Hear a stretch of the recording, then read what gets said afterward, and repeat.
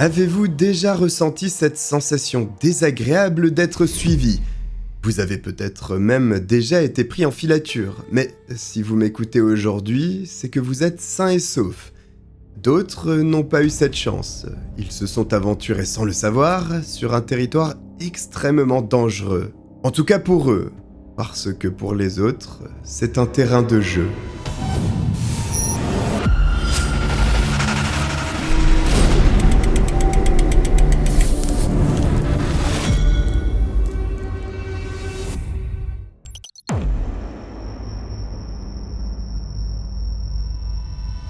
La Sibérie est un immense district fédéral de Russie, très connu pour ses conditions climatiques extrêmes, notamment lorsqu'il s'agit du froid, avec des températures pouvant chuter jusqu'à -71 degrés.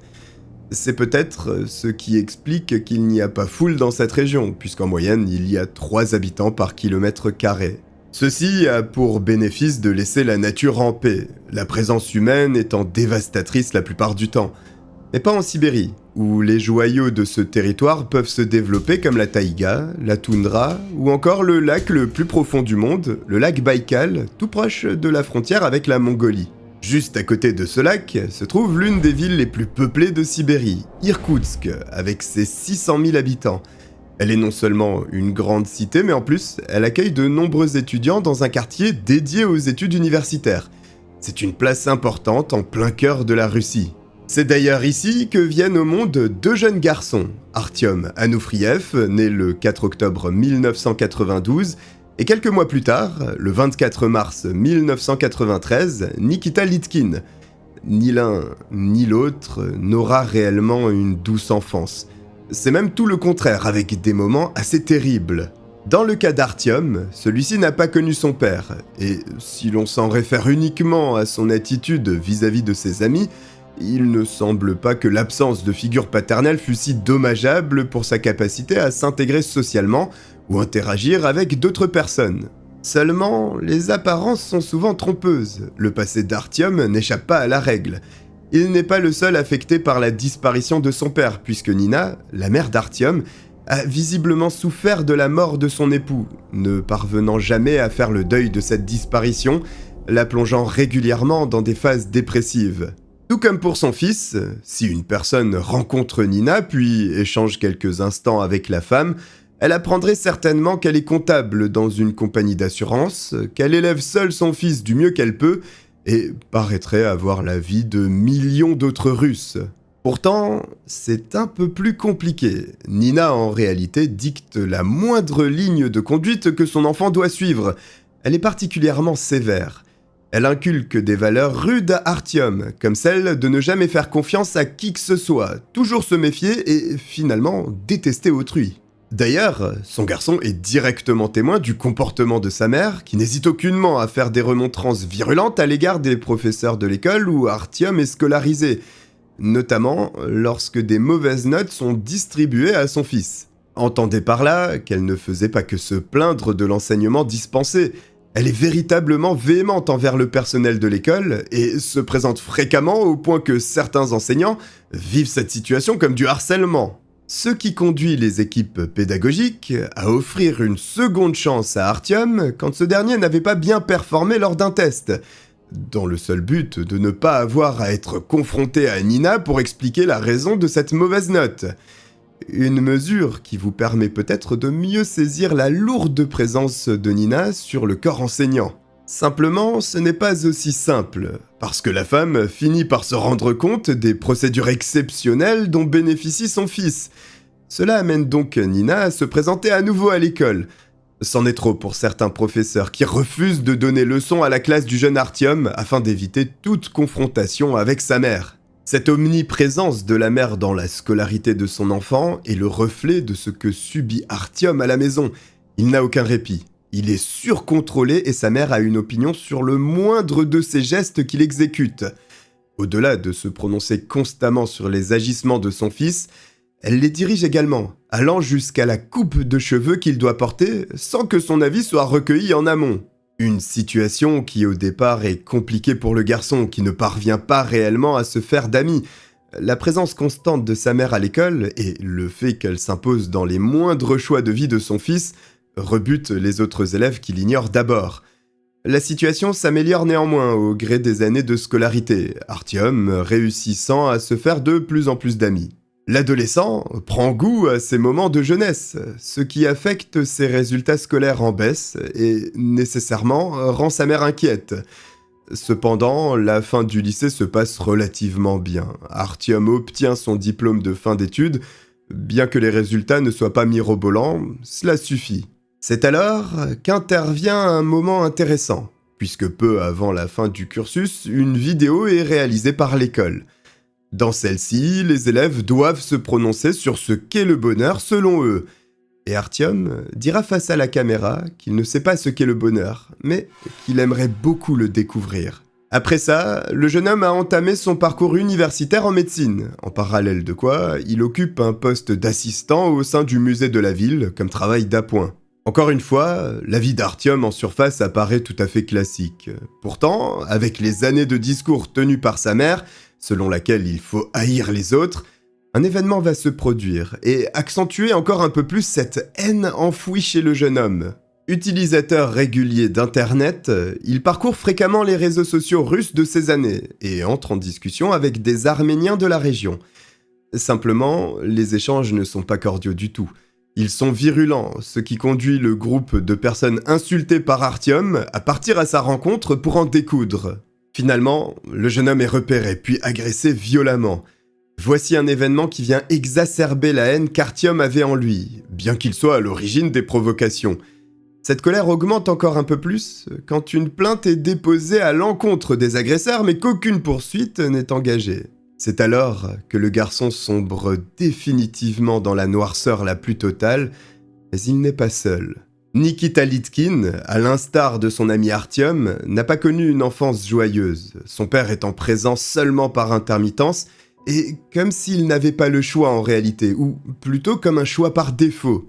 Son père travaillait sur des chantiers de construction, mais c'est sa mère, Marina, employée comme vendeuse dans un magasin de chaussures, qui prend la responsabilité de son éducation.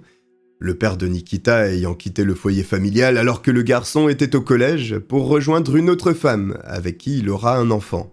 Malheureusement pour le père, cette nouvelle famille connaît un drame puisque sa nouvelle femme meurt dans un accident. Un événement qui affecte le beau-frère de Nikita qui ne supporte pas cette perte et décide de mettre fin à ses jours, laissant le père seul.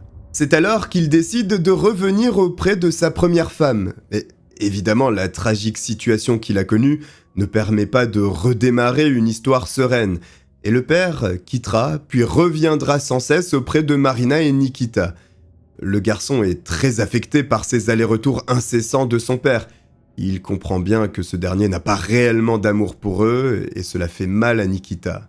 Durant l'école primaire, il se fait un ami nommé Arthur Lysenko, mais cette amitié ressemble plus à une relation dominant-dominé, Nikita étant entièrement dévoué à son ami et exécutant le moindre de ses ordres.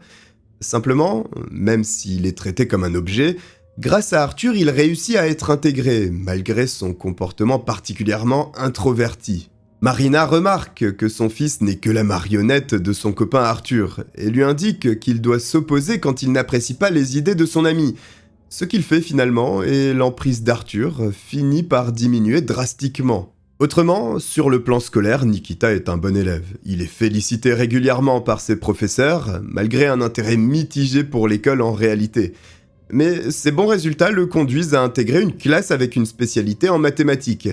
Seuls les meilleurs élèves ont l'honneur d'être sélectionnés.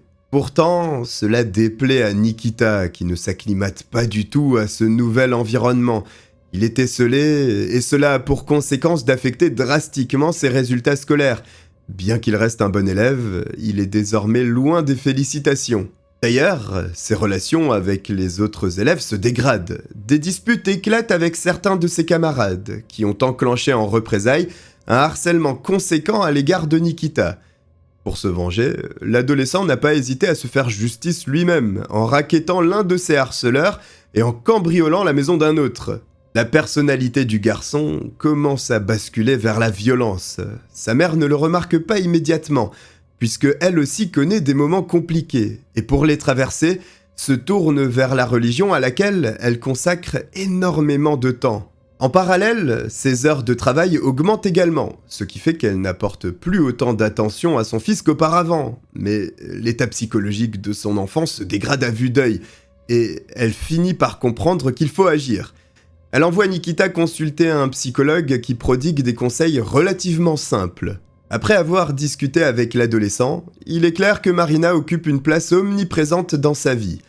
Entendez par là qu'elle ne laisse pas son enfant respirer en contrôlant le moindre de ses faits et gestes, alors le psychologue propose qu'elle lui laisse plus d'espace et d'autonomie. Nikita, en réalité, avec toutes les épreuves qu'il a traversées, se trouve dans une phase de dépression profonde. C'est au même moment, cependant, qu'il rencontre un autre garçon à l'anniversaire de son ami Arthur. Cet autre jeune homme, c'est Artyom. Aussitôt, cela accroche entre les deux, notamment du fait d'un passé relativement similaire. Mais surtout, Artyom n'est pas un ami comme Nikita en avait connu jusque-là. On avait toujours essayé de le manipuler ou de l'intimider parce qu'il était très introverti. Tandis que son nouvel ami ne tente rien de tout cela. Au contraire, il lui offre une oreille attentive dans l'un des moments les plus compliqués de sa vie. Un geste qui ne laisse pas Nikita insensible. Pour la première fois de son existence, une personne le comprend et le soutient, ce que le garçon perçoit comme une qualité inestimable. Seulement, sa nouvelle amitié avec Artyom n'est pas vue d'un bon œil par les amis de Nikita, qui s'éloignent de lui, et pour certains deviennent même virulents à son égard. Cependant, cela n'affecte pas le moins du monde le garçon qui n'a que faire de ces personnes, qui en réalité ne lui ont jamais apporté le moindre soutien. Il les considère plus comme des connaissances que de véritables amis. Au fil des jours et des semaines, il n'y a plus aucun doute, c'est Artyom qui est le plus proche de lui. Après le lycée, contrairement à ce que l'on aurait pu penser, le parcours universitaire de Nikita est chaotique. Il s'inscrit dans plusieurs cursus, mais abandonne régulièrement, n'étant plus vraiment passionné par les études. Au lieu de ça, une autre occupation avec Artyom émerge, et elle n'est pas commune.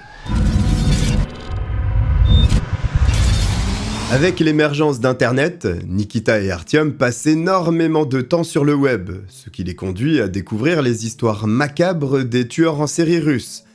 Les deux garçons prennent alors connaissance des plus grands noms dans le domaine criminel, et principalement les meurtriers à qui ils vouent une véritable passion.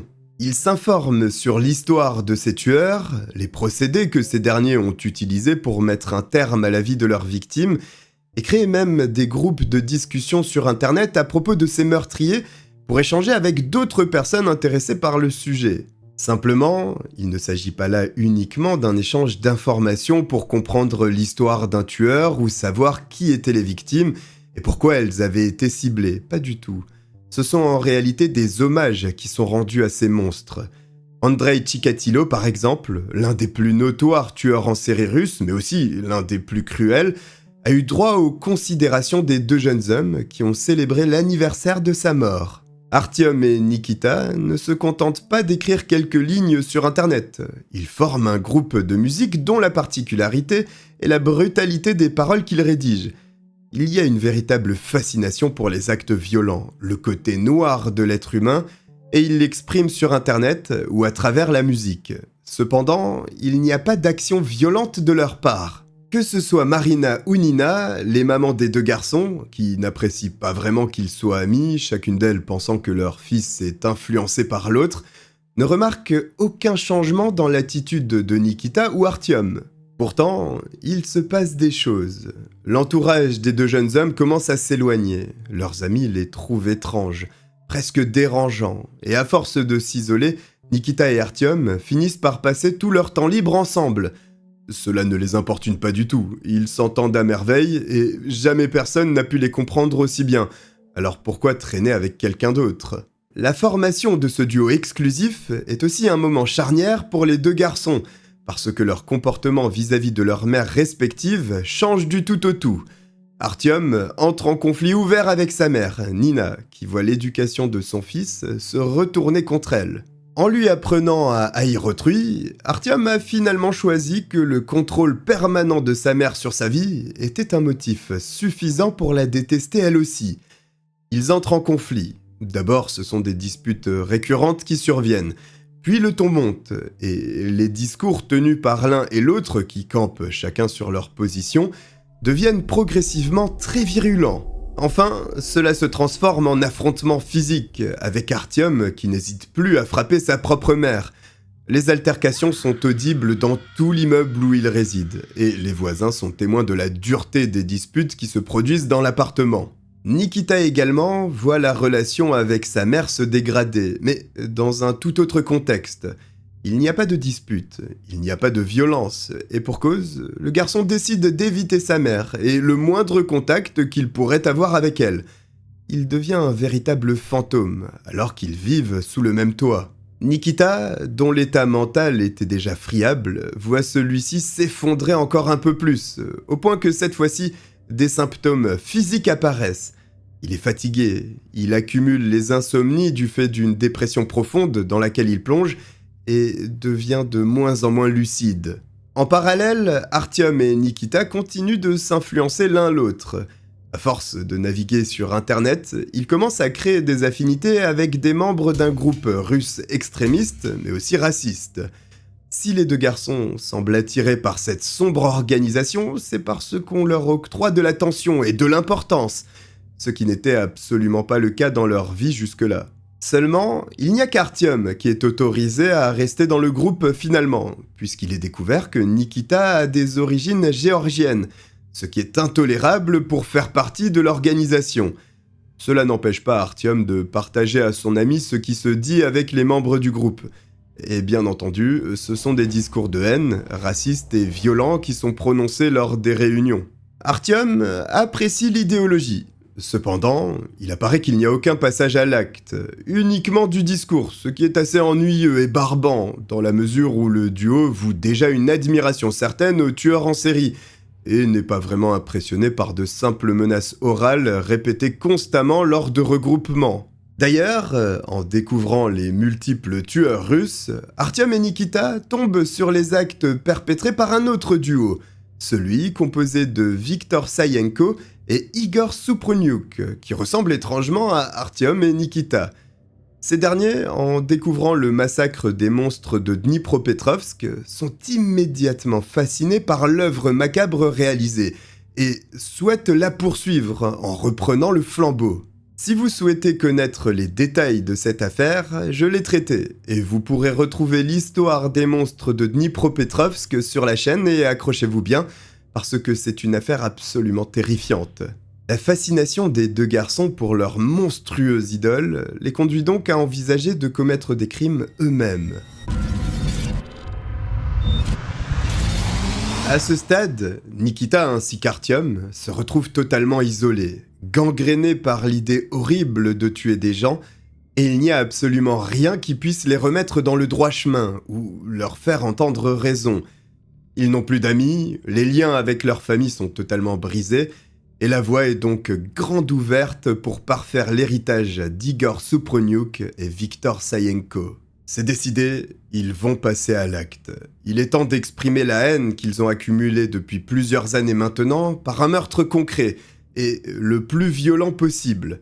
Mais on ne devient pas meurtrier du jour au lendemain. Qui est-ce que l'on choisit comme victime ? Comment est-ce que l'on procède ? Et où cela doit-il se dérouler ? Autant de questions auxquelles les deux garçons n'ont pas réellement de réponse.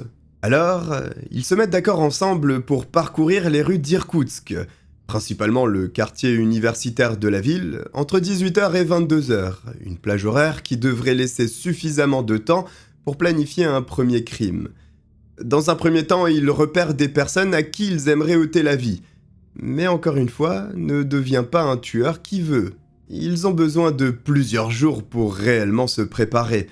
Mais sont-ils réellement faits pour ça ? N'ont-ils pas exagéré leur volonté de suivre les pas des plus grands tueurs russes, malgré l'envie de se faire connaître, que cela soit en bien ou en mal, du moment que leur nom résonne ? Une semaine durant, il ne se passe rien. Mais ils commencent à choisir leurs armes, et ce ne sera pas une arme à feu. Cela ne fait pas suffisamment de dégâts. En tout cas, ce n'est pas spectaculaire, et cela ne serait pas digne des monstres de Dnipropetrovsk, adeptes du marteau. Ils optent pour plusieurs options, ne se cantonnant pas à une seule arme comme leurs prédécesseurs, en choisissant tout de même un marteau, mais aussi un maillet, des couteaux ou même une batte de baseball. Voici l'arsenal des garçons pour commettre un crime. À présent, il faut passer à l'acte. Le dimanche 14 novembre 2010, ils sortent de chez eux en chasse d'une victime. Ils circulent dans le quartier de la cité universitaire quand ils repèrent une jeune femme de 18 ans, nommée Anastasia Markov. La jeune femme déambule dans les rues de la ville, sans savoir qu'elle est suivie par deux jeunes hommes de 18 et 17 ans, dont les motivations sont abominables. Le soir de l'attaque, ils sont équipés d'un maillet. Au fur et à mesure des jours où ils sont sortis sans jamais attaquer qui que ce soit, ils ont parfait leur méthodologie. Ils décident de ne pas attaquer frontalement leur cible pour qu'elle ne les mette pas en difficulté. D'ailleurs, ils évitent les hommes également, qui risquent de prendre le dessus sur eux. C'est en tout cas ce qu'ils pensent. Ils estiment qu'ils sont plus puissants et donc plus dangereux pour eux.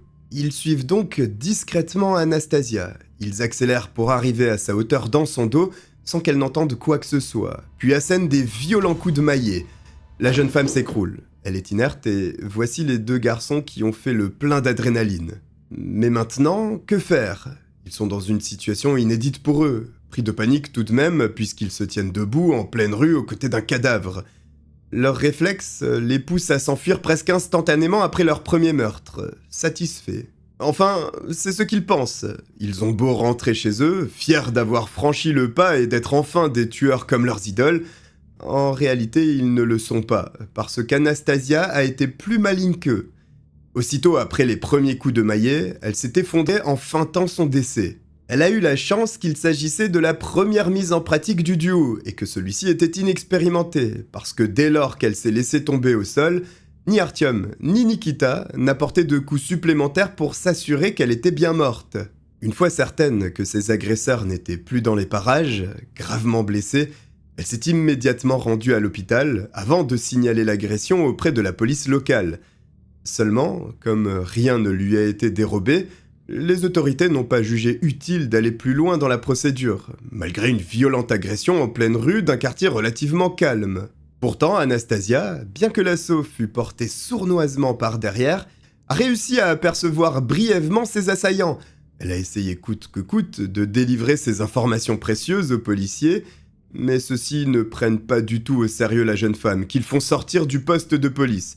Cette dernière les ennuie avec son histoire. Cette attitude des autorités est regrettable, surtout lorsque l'on sait la suite des événements. Puisque la police ne veut pas entendre l'histoire de son agression, Anastasia compte tout de même faire savoir ce qui lui est arrivé. Elle raconte alors ce difficile moment sur Internet et un forum où elle détaille instant par instant l'attaque qu'elle a subie. Une fois sur Internet, de nombreuses personnes peuvent prendre connaissance de cette affaire, y compris Artyom et Nikita qui se pensaient être des tueurs. C'est alors qu'une chose surprenante se produit. Les agresseurs discutent directement avec leur victime, qui, bien entendu, ignore qu'elle a affaire à deux monstres, demandant qu'elle détaille les sensations qu'elle a ressenties durant l'attaque. Comment s'en était-elle sortie ? Bref, ils apprennent directement de leurs erreurs en parlant avec la jeune femme qui a échappé belle. Comprenez bien qu'à ce moment, Artyom et Nikita ne sont pas préoccupés du tout par le risque d'être repérés et interpellés. Ils sont froids, sans empathie, et ne cherchent qu'à améliorer leur procédé pour ne pas manquer leur coup lors de leur prochaine sortie. Parce qu'ils ont aimé cette sensation et ils veulent enfin aller au bout. Malgré une première tentative leur ayant apporté une certaine confiance, ils ne sont pas encore les tueurs en série redoutables qu'ils aimeraient être, et ils naviguent plusieurs soirs d'affilée dans les rues de la ville sans pour autant trouver une cible leur convenant. Ils patientent donc 10 jours, jusqu'au 24 novembre 2010, avant de frapper à nouveau. Une femme de 46 ans traverse le quartier universitaire. Elle est malheureusement repérée par Artyom et Nikita, qui en font leur seconde cible. Comme lors de leur première attaque, ils se glissent vicieusement par derrière avant de lancer leur assaut, toujours à l'aide d'un maillet. Cette fois-ci, ils ont retenu la leçon. Ils ne cesseront pas de frapper tant qu'ils ne seront pas certains que leur victime est décédée. Les coups pleuvent, et la femme ne peut rien faire face à la surprise et aux premiers coups qui lui font perdre connaissance. Les deux garçons sont proches de commettre leur premier meurtre, c'est ce qu'ils croient. Mais leur plan est mis à mal quand un automobiliste se présente, les forçant à s'enfuir. Contraints, pour ne pas finir derrière les barreaux, ils s'en vont. Mais ils ne veulent pas repartir bredouille, alors ils embarquent avec eux le sac de la femme. Une nouvelle fois, c'est un échec. Heureusement pour la victime de ces deux psychopathes, qui ira rapidement signaler son agression à la police. Bien entendu, puisqu'Anastasia n'avait pas été prise au sérieux et que rien de ce qu'elle avait raconté n'avait été enregistré, les autorités n'ont pas fait le recoupement entre la première attaque et celle-ci, qui a été traitée comme un vol en réalité. Une double erreur qui va coûter très cher prochainement. La frustration est grande chez Artyom et Nikita, qui désormais ont échoué à 2 reprises et sont loin d'être aussi efficaces que les monstres de Dnipropetrovsk qu'ils admirent tant. C'est inadmissible, mais dorénavant, ils ont accumulé un peu plus de confiance et d'expérience. Ils ne traînent pas avant de se lancer dans une nouvelle expédition meurtrière. Moins d'1 semaine après leur seconde attaque, ils repartent en mission dans les rues d'Irkoutsk, en quête de leur premier meurtre. Malgré l'immense attente pour enfin ôter une vie, ils ne se précipitent pas et attendent tranquillement qu'une victime abordable se présente à eux et continuent d'éviter les hommes. Le mercredi 1er décembre 2010, alors qu'ils se baladent dans le quartier universitaire, ils croisent un jeune garçon de 12 ans, Daniel Semyonov, qu'ils connaissent puisqu'ils ont fréquenté le même établissement scolaire, et malheureusement pour le garçon, il devient un objectif pour Artyom et Nikita. Daniel s'amuse à glisser sur la neige fraîche de l'hiver russe à l'aide de son scooter des neiges. Pour les 2 tueurs en herbe, il est une cible facile. En tout cas, c'est Nikita qui suggère l'idée à Artyom qui acquiesce aussitôt. Daniel les connaît, alors il ne prendra pas peur quand les 2 jeunes hommes l'approcheront. Ce qu'ils font, pas d'attaque sournoise sur ce coup. Nikita va à l'encontre du garçon qui s'attend à entamer une discussion normale, mais une fois à portée de main, il est saisi brutalement par Nikita qui sort le maillet pour porter un premier coup violent, faisant perdre instantanément connaissance au petit Daniel. Ensuite, c'est au tour d'Artyom de prendre le relais, non pas à coups de maillet, mais avec une batte de baseball. Il s'acharne sur l'enfant qui reçoit une 15aine ou une 20aine de coups de batte. Mais son calvaire n'est pas terminé. Nikita reprend la main et dégaine un canif qu'il plante au niveau de la tempe du petit Daniel, qui s'effondre au sol inerte. Vu la brutalité de l'agression, il n'y a aucune chance cette fois que leur victime ait survécu. Ils ont pris leur temps, se sont chacun d'eux acharnés sur lui, et ils peuvent enfin repartir satisfaits d'avoir ôté une vie et assouvi en partie la haine qui les ronge. Bien entendu, quand les parents du petit Daniel s'aperçoivent que leur enfant n'est toujours pas rentré de sa balade en scooter des neiges, ils s'inquiètent, partant sur le champ à sa recherche.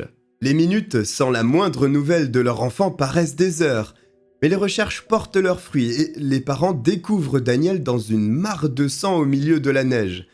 Contre toute attente, le garçon est resté valeureux parce qu'il est toujours en vie malgré la cruauté de l'agression subie. Des secours sont appelés sur place. Il y a une chance de créer un véritable miracle et sauver l'enfant d'une mort certaine. Simplement, l'ambulance est retardée fortement du fait de problèmes de circulation, ce qui annihile les possibilités de survie du petit Daniel Semyonov, qui finalement rend son dernier souffle entouré par ses parents. Il est la première victime d'Artyom et Nikita. Alors évidemment, au moment de la découverte de l'enfant, personne n'envisage un meurtre en premier lieu. Les policiers pensent qu'il a été victime d'un terrible accident de scooter des neiges qui reste un engin dangereux. Ils imputent d'ailleurs les nombreuses et graves blessures à cet accident. Personne ne doute de cette hypothèse, y compris les parents de Daniel. Toute une théorie est échafaudée pour justifier les blessures de l'enfant. Il aurait percuté un arbre et c'est ce qui serait à l'origine de tous ces traumatismes. Cela dit, l'hypothèse avancée reste bancale sur plusieurs points. Le premier étant que si le garçon était entré en collision avec un arbre, son engin devrait avoir subi des dégâts également. Or, ce n'est pas le cas. Aucun arbre non plus n'est endommagé, alors que l'on pourrait penser légitimement qu'il devrait y avoir des traces d'une collision sur le tronc. Enfin, dans la neige, il n'y a rien qui expliquerait les blessures non plus. Pas de gros rochers, pas de débris, rien. Ensuite, la nature des blessures semble différente. Il y en a effectivement qui pourraient correspondre à une collision avec un arbre, notamment celle causée par la batte de baseball. Mais au niveau de la tempe de Daniel, il est clair que l'entaille provient d'un objet tranchant tel qu'un couteau, ou en tout cas un ustensile affûté. Manifestement, les policiers ne font que survoler l'affaire, il n'y a pas réellement d'enquête, Et tout le monde se contente de la théorie tirée par les cheveux d'un accident mortel. Par conséquent, le travail de la police se stoppe à ce niveau, et personne d'autre n'investiguera plus en profondeur, laissant ainsi le champ libre pour Artyom et Nikita, qui n'en demandaient pas tant. Notez que cela fait 3 fois désormais que les autorités font preuve de carence dans la réalisation de leur mission, ce qui pose un véritable problème dans la mesure où une victime au moins aurait pu être évitée.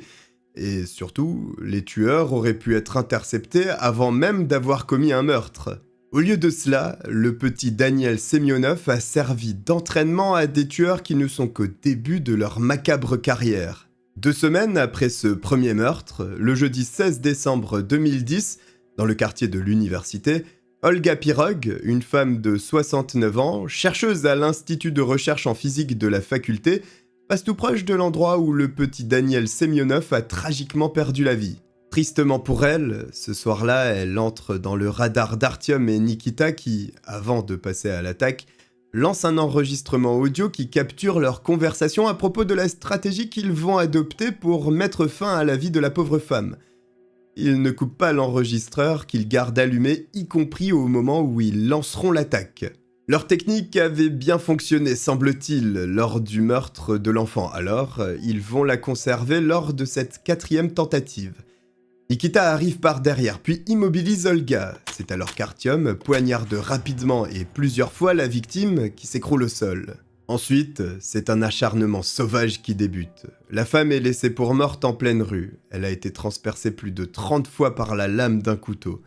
C'est une véritable boucherie, mais il faut reconnaître que les 2 tueurs se sont améliorés dans leur monstrueuse entreprise, puisqu'ils ont mis beaucoup moins de temps à achever leurs victimes qu'auparavant. Même s'ils sont allés extrêmement vite, cet instant de mort qu'ils recherchent tant n'a duré que quelques secondes, ils peuvent revivre les passages de cet assassinat grâce aux fichiers audio qu'ils ont enregistrés, parce que c'est bien là l'utilité première de cet enregistrement, revivre le meurtre perpétré. Le cadavre d'Olga gisant en pleine rue est découvert après quelques heures. Il est indéniable sur ce coup que la femme fut victime d'une agression brutale, les 30 coups de couteau venant éteindre les doutes des plus sceptiques sur ce point.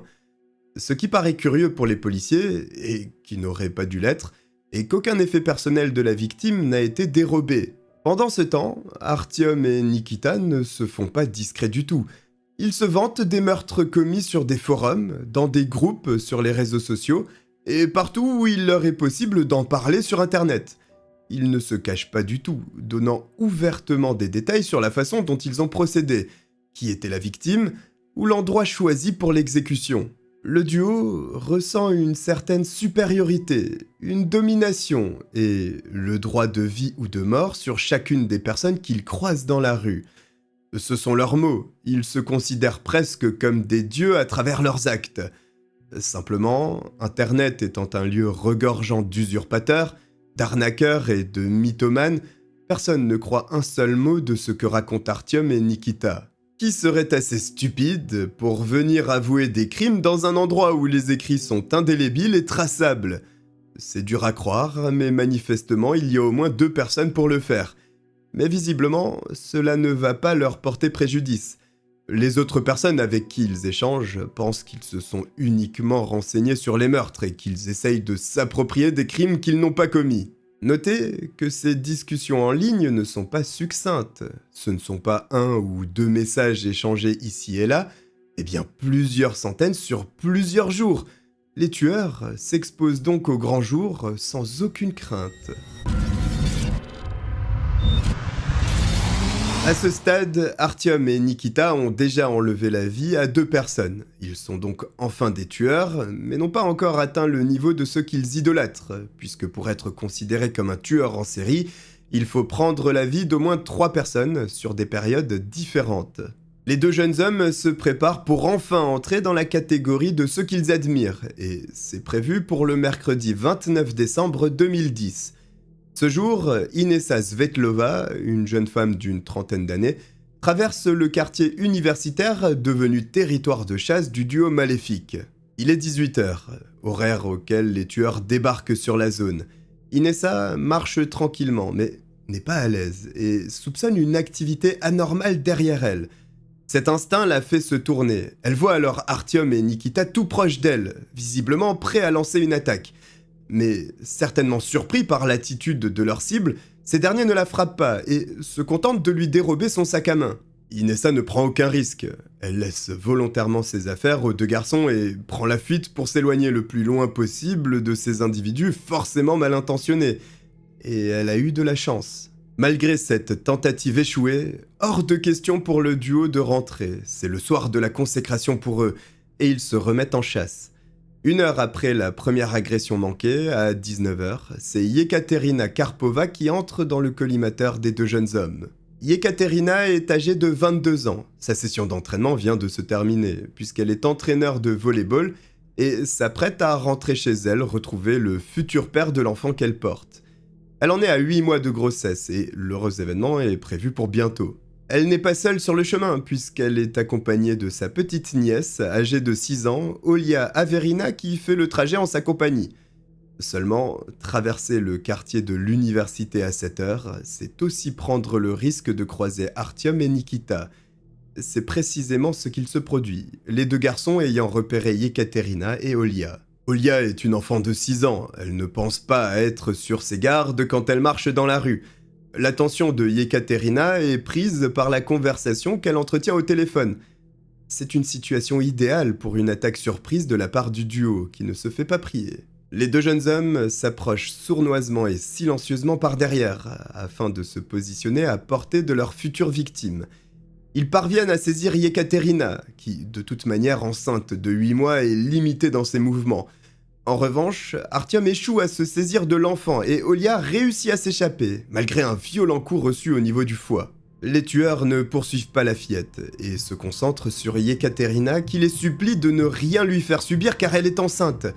Elle espère que cela fera entendre raison à ses agresseurs. Simplement, elle ignore qu'ils sont deux monstres uniquement à la recherche d'un plaisir égoïste et macabre. Ils sont dénués d'empathie et attaquer une femme enceinte ne leur pose aucun problème. Lors de cette agression, ils prennent leur temps, brisant les doigts de la jeune femme qui souffre à chaque fois qu'un os se casse. Après ça, ils saisissent la tête de Yekaterina pour la frapper contre un rocher à proximité. C'est un véritable calvaire pour la victime. Et voilà une voiture qui apparaît au loin. C'est inespéré, mais c'est un miracle, parce que l'automobiliste fait fuir les agresseurs qui n'ont pas eu le temps de mettre fin au jour de Yekaterina, qui survit malgré de graves blessures infligées par ces deux psychopathes. 2 tentatives, 2 échecs, et une frustration qui monte de plus en plus chez Artyom et Nikita, qui ne parviennent toujours pas à atteindre l'objectif sordide qu'ils se sont fixés, c'est-à-dire marcher dans les pas des plus grands tueurs en série de la nation. Ils ne tenteront plus rien au cours des derniers jours de l'année 2010, mais dès le 1er janvier de l'année suivante, les voici dans les rues d'Irkoutsk. Ils sont déterminés et par conséquent d'autant plus dangereux. Ils sont prêts à tout pour enfin devenir des tueurs en série. Il est très tôt ce jour-ci, 5 heures du matin, quand Artyom et Nikita aperçoivent un homme, visiblement un sans-abri, qui s'est réfugié près de poubelles dans une ruelle de la ville. Les deux jeunes hommes sont armés de leurs maillets. Ce sans-abri est désormais ciblé, et il se dirige vers lui. L'homme n'a aucune chance à 2 contre 1, et il est violemment frappé à l'aide de l'arme. Son crâne est rapidement fracturé par les coups qui lui sont assénés. Après ça, c'est un acharnement. Artyom et Nikita le frappent à plus de 40 reprises. Les deux jeunes hommes repartent satisfaits de leur attaque, persuadés d'avoir enfin commis leur 3e meurtre. Pourtant, l'homme n'est pas mort. Il est encore en vie et il est découvert inerte au milieu d'une mare de sang par un passant qui appelle les urgences. Le sans-abri est immédiatement conduit à l'hôpital. Malheureusement, ses blessures sont trop graves. Les médecins sont incapables de lui sauver la vie et quelques instants après avoir intégré l'établissement de santé, l'homme finit par rendre l'âme. Étant sans-abri et ne possédant pas de papier d'identité, celui-ci restera inconnu à tout jamais et sa famille, s'il en avait une, ne sera jamais informé de sa disparition tragique. Ça y est, selon la définition, Artyom et Nikita sont officiellement devenus des tueurs en série. Cependant, ils sont loin d'être aussi efficaces que ceux qu'ils admirent, et heureusement parce que cela laisse l'opportunité à de nombreuses personnes de survivre. Plusieurs victimes se sont échappées, ou ont été sauvées grâce à un événement extérieur. Le dimanche 30 janvier 2011, Artyom et Nikita croisent en tout début de matinée Oleg Semyonov, un étudiant qui venait de fêter toute la nuit et s'apprêtait à rentrer chez lui. Sur son trajet, il est attaqué par le duo armé de son maillet. Le jeune homme est frappé plusieurs fois au crâne, occasionnant une commotion cérébrale ainsi que de nombreuses blessures. Malgré l'attaque, il se démène suffisamment bien pour réussir à s'échapper et éviter une mort certaine. Dans la foulée de cette agression, le jeudi 3 février, le duo s'en prend à une femme âgée qui est laissée pour morte avec de graves lacérations au niveau de la tête. Elle est finalement sauvée in extremis grâce à l'intervention de passants qui contactent les urgences. La fréquence des attaques est de plus en plus élevée. Le 9 février, une femme est à nouveau victime des deux garçons. Et là encore, ils ne parviennent pas à commettre le meurtre, étant surpris par le passage d'une voiture qui les conduit à s'enfuir. Après ces événements, il y a une petite accalmie. Mais Artyom et Nikita finissent par ressentir le besoin de tuer à nouveau, et repartent en chasse le lundi 21 février. Ce soir-là, Alexander Maximov rentre chez lui après avoir consommé suffisamment d'alcool pour le rendre ivre. Un homme en état d'ébriété est une cible de choix pour les deux tueurs qui le traquent. Ils innovent dans leur façon d'attaquer les gens dans la rue, puisqu'ils utilisent pour la première fois un pistolet à air comprimé et visent bien entendu la tête de l'homme qui s'écroule. Il est encore en vie, mais cela n'empêche pas les garçons de lui fracasser le crâne sur un rocher et Nikita de tenter de lui extraire ses globes oculaires, mais n'ayant aucune connaissance en anatomie, il est incapable de les retirer totalement. C'est un véritable carnage. Bien entendu, Alexander ne survit pas à une telle épreuve. Les deux tueurs mutilent le corps de l'homme avant de s'enfuir. La victime est dans un tel état que lors de ses funérailles, son corps repose sans tête dans un cercueil qui restera fermé. Le crâne d'Alexander Maximov a été conservé dans le cadre de l'enquête sur son meurtre. Le dimanche 27 février se déroule une chose surprenante. Habituellement, le premier à porter les coups lors des attaques est Artyom, Nikita n'arrivant qu'en seconde vague et préférant souvent mutiler les corps. Seulement ce jour, Nikita se trouve seul dans la rue quand il décide de tuer une personne. Il remarque une femme assise sur un banc. Il s'agit de Nina Kuzmina, une résidente du coin. Il s'approche par derrière comme toujours, puis frappe violemment à 2 reprises sur la tête de la pauvre femme, qui se met aussitôt à hurler. Les cris stridents ne manquent pas d'alerter une bonne partie du quartier, dont un voisin qui se présente à sa fenêtre. Ceci fait paniquer Nikita, qui décide de s'enfuir en dérobant le téléphone portable de la femme qu'il vient d'agresser. C'est la première fois que l'un des membres du duo agit seul, et cela démontre en quelque sorte qu'ils ne s'entraînent pas l'un l'autre vers ce genre de crime, mais qu'ils s'associent dans une volonté commune de faire le mal. Le vendredi 11 mars, c'est ensemble qu'ils reprennent leurs habitudes de rôder dans le coin de l'université. Et ils ne font même plus l'effort de s'éloigner de leur domicile, puisqu'ils sont à proximité du logement d'Artyom. Ils ont repéré Roman Faizoulin, un sans-abri de la ville. Les deux jeunes hommes se préparent à une nouvelle attaque. Ils s'approchent du sans-abri, puis utilisent à nouveau un pistolet à air comprimé pour envoyer 2 projectiles au visage de leur pauvre victime qui s'évanouit. Ensemble, ils tirent le corps de l'homme ayant perdu connaissance dans des buissons pour être plus discrets. C'est alors que Nikita sort son couteau avant de poignarder Roman. Artyom également participe à la boucherie. Au final, ce sont près de 40 coups de lame qui transpercent le corps du pauvre homme. Nikita récupère l'objet tranchant pour tenter de découper la main du cadavre, mais n'y parvient pas, son couteau n'étant pas suffisamment grand pour réaliser cette tâche. Il se rabat alors sur le petit doigt de l'homme qu'il sectionne, avant de mutiler un peu plus le corps. Artyom utilise un appareil photo pour immortaliser l'œuvre macabre qu'ils viennent de réaliser. Une sorte de trophée pour eux. Au cours du mois de mars, 2 autres agressions vont se succéder. La première est un nouvel assaut de sans-abri qui est avorté par l'intervention d'un policier ayant aperçu la scène, mais incapable d'identifier Artyom et Nikita, ni de les interpeller. Ce qui amène à une seconde attaque quelques jours plus tard. Cette fois-ci, c'est une femme qui est prise pour cible. Simplement, elle ne se trouve pas dans un lieu isolé. Elle est au milieu d'un endroit plein de monde. Les 2 tueurs sont équipés d'un tournevis. La foule ne les inquiète pas étrangement.